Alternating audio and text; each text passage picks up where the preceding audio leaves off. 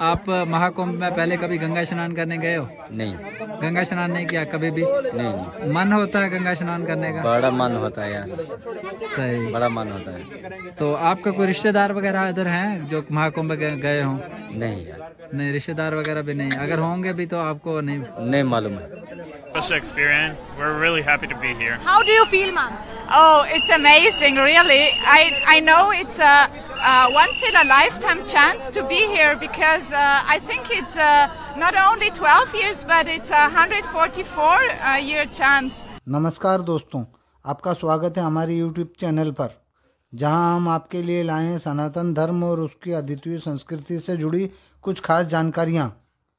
आज हम बात करेंगे महाकुंभ 2025 की, जिसे पूरी दुनिया सबसे बड़े आध्यात्मिक आयोजन के रूप में देखती है। यह केवल एक धार्मिक आयोजन नहीं बल्कि यह हमारे सनातन धर्म की शक्ति और अखंडता का प्रतीक है। लेकिन इसी के साथ इस बार महाकुंभ में एक गंभीर सवाल भी उठा है। क्या हर सनातनी को अपने धर्म का पालन करने की स्वतंत्रता है? क्या पाकिस्तान और बांग्लादेश जैसे देशों में रहने वाले हिंदुओं को इस पवित्र आयोजन में शामिल होने का अधिकार मिल रहा है?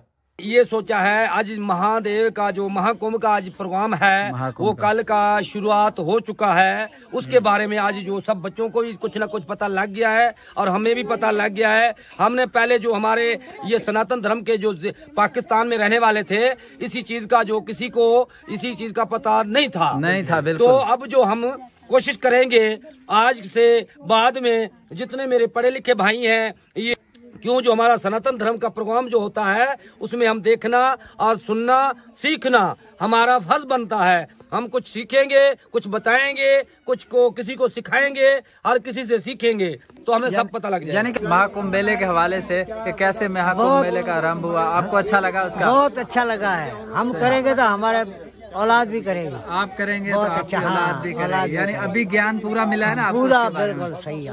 सही हो गया फ्रेंड्स। तो अभी चाचा आइए इस पूरे विषय को विस्तार से समझते हैं।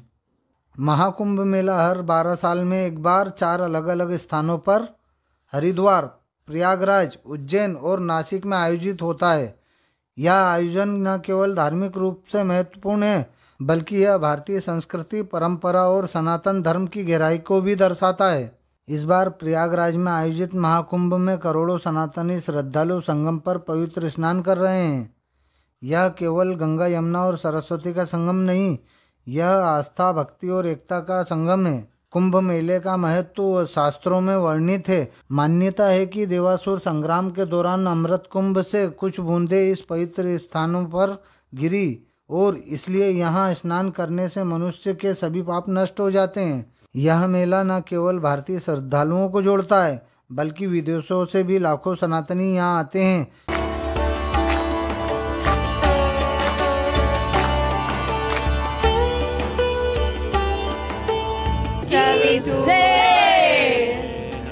Namaste, my name is Silvia from Italy. Do you know Hindi? Tora. अच्छा, थोड़ा English better. Is this your first visit to India? No, it's my 9th time. What do you feel about Indian culture? I feel like I like it. I love it. I practice also spiritual practice in my country in Italy, and we teach also bhajan and Indian Sanskrit in Europe. And how was your experience of Mahakumbh? It's the first experience, and I'm really happy to be here and to learn how people can sacrifice their life to find happiness, to find the real happiness and the real peace of mind. Hi, are you from India? No, we're not. Then from where are you? I'm from Israel. Israel. And how is Mahakumbh? Wow, it's amazing. Such a special event, special experience. We're really happy to be here. How do you feel, ma'am? Oh, it's amazing, really. I know it's a once in a lifetime chance to be here because I think it's not only 12 years but it's a 144 year chance. What else you know about Mahakumbh? I know that there was this Snan. Snan, yeah, and it all about Dhanvantari when he was bringing the Amrita. Then this point it was where the drops came down to the earth. So it's a holy place, and yeah, really grateful to be here and to be possible to join it. So how is the arrangement in Varanasi and in Prayagraj? It was hard getting here. There was a lot of traffic and a lot of traffic stops, but just seeing all those people coming together for a communal cause, it's honestly, it means something, you know, it must mean something. यह आयोजन एक संदेश देता है वसुदेव कुटुंबकम। कुंभ मेले में केवल भारत से ही नहीं बल्कि Nepal, Indonesia, Malaysia, Mauritius, Fiji, America और यूरोप से भी लाखों सनातनी शामिल होते हैं। यह हमें बताता है कि सनातन धर्म सीमाओं से बंधा हुआ नहीं है। यह आयोजन हमारी प्राचीन परंपराओं, वेदों और उपनिषदों की शिक्षाओं को जीवित करता है।